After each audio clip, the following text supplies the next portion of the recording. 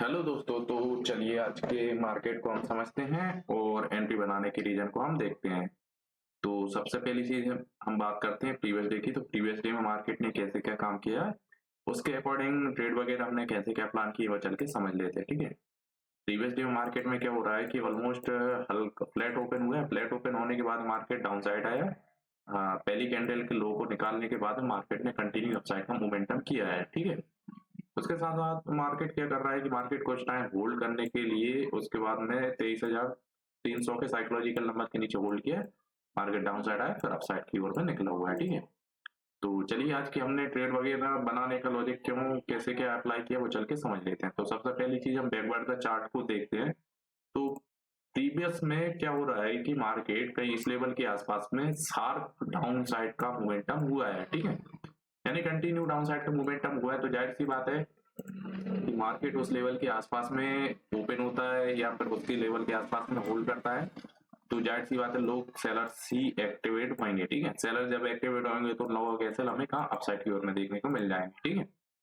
तो हमें previous day के अकॉर्डिंग चार्ट रिपीट के अकॉर्डिंग तो हमें कहीं ना कहीं डाउन साइड की पोजीशन बनानी चाहिए थी कहीं लेवल के आसपास में हार मार्केट ने हाई को निकालने के बाद में, बट हमने डाउन साइड की जगह अप साइड की पोजीशन बनाने का लॉजिक सिंपल सा वही था, क्योंकि मार्केट प्रीवियस डे में प्रीवियस में देखा जाए ना तो मार्केट शार्प डाउन साइड को मोमेंटम आया, तो जाहिर सी बात है कि इस बार भी मार्केट में लोग सेल करने का ही प्लान बनाएंगे। ठीक है। जब सेल करेंगे तो हम लोगों के एसएल हमें अपसाइड की ओर में देखने को मिल जाएंगे। ठीक है। तो कहीं इस लेवल के आसपास में हमें बैंक निफ्टी के अंदर कंफर्मेशन मिल गया था, क्योंकि लो को ब्रेक कर चुका था। उसके बाद में कहीं इस लेवल के आसपास में हमें एंट्री बनाने को मिली। उसके बाद में दूसरी जो कंफर्मेशन के साथ में एंट्री जो मिली वो कहीं ना कहीं 23,300 के साइकोलॉजिकल नंबर को मार्केट निकाल चुका था। उसके बाद में ये बढ़िया ग्रीन कैंडल देखने को मिली, कहीं इस लेवल के आसपास में हमने एंट्री भी बनाई हुई है। ठीक है। तो चलिए अब हम देखते हैं कि हमारे ट्रेड का लॉजिक वगैरह कैसे क्या रहा है। तो सबसे पहली चीज हम देखते हैं, पहली जो एंट्री बनाई जिसमें हमें मार्केट ने कुछ ही टाइम बाद हमारे एसएल को हिट कर दिया। ठीक है। दूसरी जो एंट्री बनाई बिल्कुल परफेक्ट बनाई, मार्केट ने हमें कहीं ना कहीं इस लेवल के आसपास में एंट्री भी मिली, मार्केट ने हमारा एसएल भी हिट नहीं किया। ठीक है। उसके बाद में मार्केट ने कंटिन्यू अपसाइड का मोमेंटम किया हुआ है। ठीक है। ऑलमोस्ट देखा जाए ना तो हमारे टारगेट से ज्यादा ही मार्केट ने दिया हुआ है। ठीक है। तो कहीं ना कहीं इस कैंडल के आसपास में मैं निकला था तो 77 पॉइंट यानी कि 50 पॉइंट के आसपास तक का हमारा टारगेट रहता है, बट 77 पॉइंट के आसपास तक का भी मार्केट ने टारगेट दिखाया हुआ है। ठीक है। उसके साथ साथ भी मार्केट में आज क्या हुआ है कि हम लॉस को लेकर के बाहर निकले हैं। तो लॉस लेकर के बाहर निकलने का रीजन क्या रहा है वो चल के समझ लेते हैं। ठीक है। तो सबसे पहली चीज हम देख लेते हैं नंबर ऑफ एंट्रीज वगैरह हमने कितनी क्या बनाई है, प्रॉफिट एंड लॉस हमारा क्या निकल गया है, उसके बाद मैं आपको एक्सप्लेन करता हूँ। ठीक है। तो ऑर्डर बुक ओपन करते हैं। तो ऑर्डर बुक में जो देखा जाए ना तो ऑलमोस्ट हमने दो ट्रेड के आसपास में प्लेस किए हैं। ठीक है। जिसमें पहली एंट्री हमारी 78 रुपए के आसपास में हुई, 75 के आसपास में हमारा एसएल चला गया। दूसरी जो एंट्री हुई 77 के आसपास में, 79 के आसपास में हम सेल करके मार्केट से बाहर होना पड़ा। ठीक है। बाहर होने के साथ साथ हम देखा जाए ना तो हमने मात्र 2 पॉइंट के आसपास में ही कैप्चर किए, 2 से 3 पॉइंट। ठीक है। 2 पॉइंट ही कैप्चर किए। ठीक है। तो इसमें वेट किया जाए ना तो 937 के आसपास में बाय किया था, 959 के आसपास में हमने सेल किया हुआ है। ठीक है।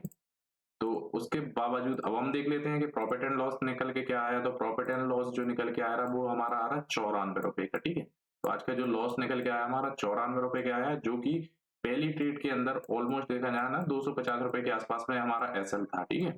तो जो 2 पॉइंट हमने कैप्चर किया उसमें हमारा जो लॉस कम हो करके 94 रुपए के आसपास में रहा है। ठीक है। तो चलिए हम देख लेते हैं कि हम लॉस में आज कहाँ हो रहा है, क्योंकि टारगेट मिलने के बाद में भी हम लॉस में रहे हैं। ठीक है। तो सबसे पहली चीज हम प्रीमियम चार्ट को ओपन कर लेते हैं, प्रीमियम में कैसी क्या कहानी बनी है। तो यहाँ पे देखिए आप, मार्केट कंटिन्यू अपसाइड का मोमेंटम कर रहा है। ठीक है। इस लेवल के आसपास में हमने प्रीमियम बाय किया था, उसके बाद मार्केट अपसाइड गया। मार्केट अपसाइड आने के बाद मार्केट कहीं ना कहीं इस लेवल के आसपास में प्रीमियम डाउन साइड जा रहा है। ठीक है।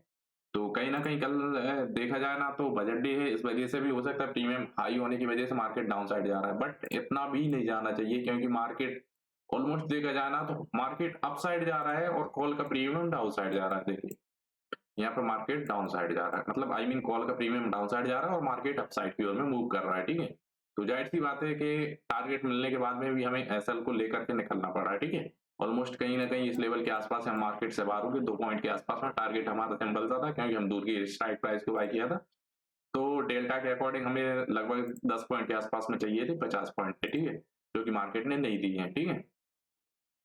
तो कल बजट डे भी है, तो कल मार्केट भी ओपन रहेगा, क्योंकि सैटरडे वाले ही है, उसके बाद भी मार्केट ओपन रहेगा, ठीक है। तो चलिए दोस्तों, हम डे टारगेट वगैरह देख लेते हैं। तो डे टारगेट की बात कर लेते हैं। पहला जो टारगेट था हमारा 3 ट्रेड पर डे के हिसाब से रहती हैं, जिसमें हमने 2 ट्रेड के आसपास में प्लेस किए, तो इसमें हम ग्रीन सिंबल दिया वो, ठीक है।